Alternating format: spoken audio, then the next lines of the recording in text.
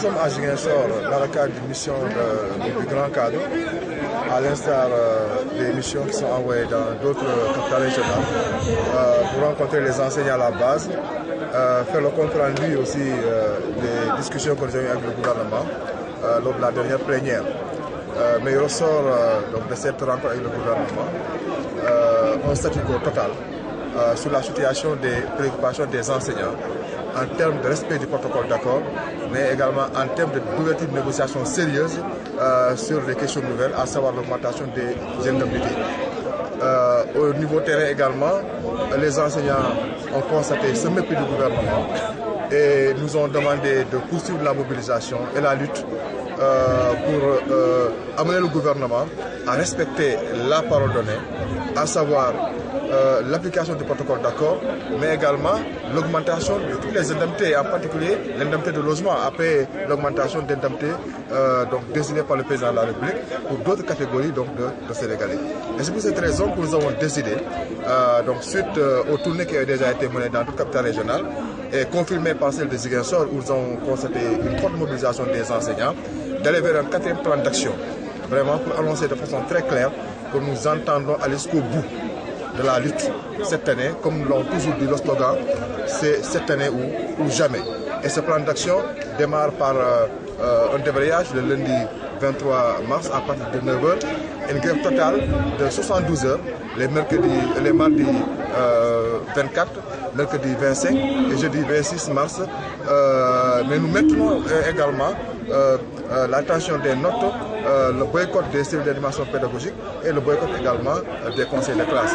C'est un message très fort que nous lançons à l'endroit du gouvernement et nous espérons qu'il saisira l'opportunité que nous offrent les vacances de Pâques, vraiment pour aller dans le sens souhaité par les enseignants, à savoir appliquer les accords, ouvrir des négociations sérieuses sur l'augmentation des indemnités pour que la reprise, que le système éducatif quand même reprenne le cours normal et que la paix s'installe dans le secteur de l'éducation.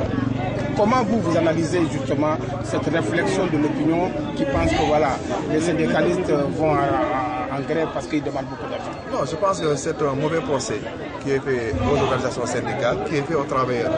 Quel est le travailleur qui ne demande pas une amélioration de ses conditions d'existence et de travail? Il n'y a aucun pays au monde, aucun travailleur dans le monde qui ne réclame pas de mes conditions d'existence et de travail.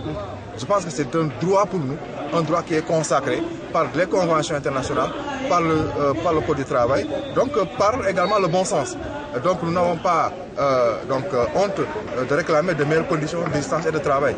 Mais quand nous exigeons de meilleures conditions d'existence, c'est également pour être plus motivés, pour être beaucoup plus également efficace dans le cadre pour mieux remplir la mission qui nous a été confiée par l'État du Sénégal. Et tout le monde réclame de meilleures conditions de vie et de travail, et à commencer par les membres du gouvernement, les hauts fonctionnaires, tout le monde réclame de meilleures conditions de vie et de travail. Avez-vous le sentiment que le gouvernement justement a les moyens de satisfaire votre... Ah bien sûr, il a bel et bien les moyens.